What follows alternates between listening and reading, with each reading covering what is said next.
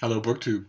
Sorry for the extra video, but just a little bit ago I saw a video on Joe's channel, The Retired Book Nerd, about uh, something she calls a word about words, a meditation slash challenge about quotes from books that have really moved her, really, really stuck with her, and mean something to her. She shares those quotes with us and then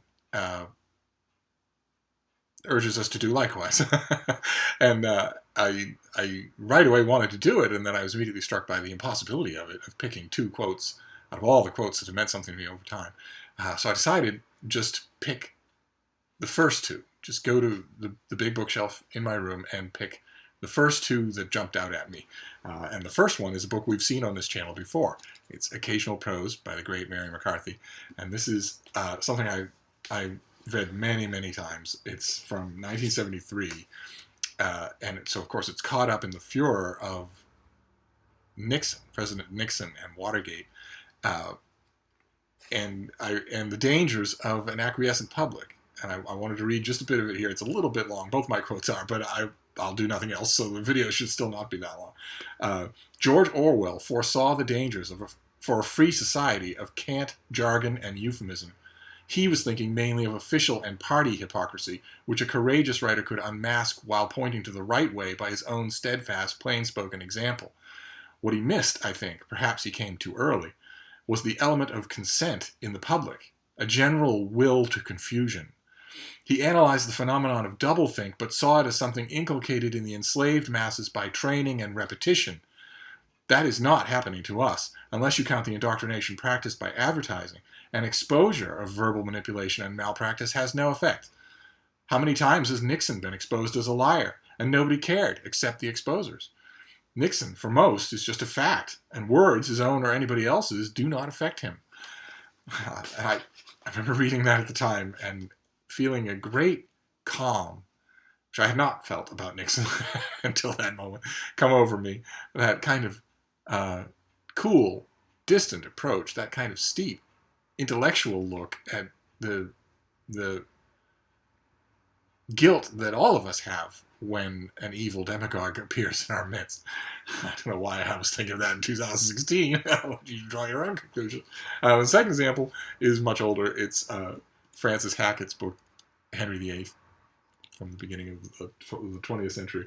And it's a particular moment in this book. Those of you who know me in real life will have heard this quote before. It's the death of the Dutch humanist Erasmus,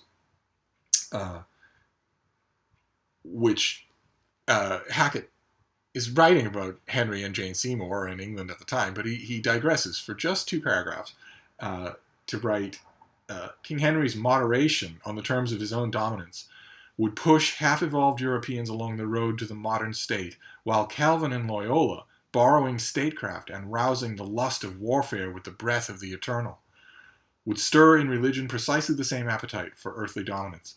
Beside them, Erasmus might seem a feeble creature, sitting by his open fire with a glass of Burgundy in front of him, but Erasmus had made the New Testament his labor of love.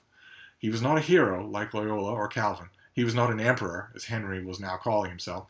He was only a humanist. Yet the Galilean Jew could not have despised the humanist. If he had rested by the fire with Erasmus, this big book of the New Testament on his knees and a glass of Burgundy before him, perhaps he might have raised those sad eyes to see that truth and charity had lingered for an instant at Basel, finding an honest welcome there, that the word was still alive, that the arm of the law and the methods of torture to which his own thin hands bore witness were perhaps not the only ways to prize the divinity in man. And the reason that quote has stuck with me, aside from the beauty of it, is that not only is it in only 2 paragraphs, one of the best distillations of the whole life and meaning of Erasmus, better certainly than anything I've read in any of the biographies of him that I've read, and I've read them all, but also not a bad job distilling Jesus. Just so beautiful enough to stick with me. And that's just 2. I really hope that I hope that it's okay with Joe if I do a couple more of these, but I wanted to share those 2 just to respond to her challenge while it was fresh in my mind. So there you go. By all means, respond yourself, BookTube, because these quotes are great. It's a great thing for book lovers to do, sharing those bits with each other. So thank you, and I'll see you tomorrow.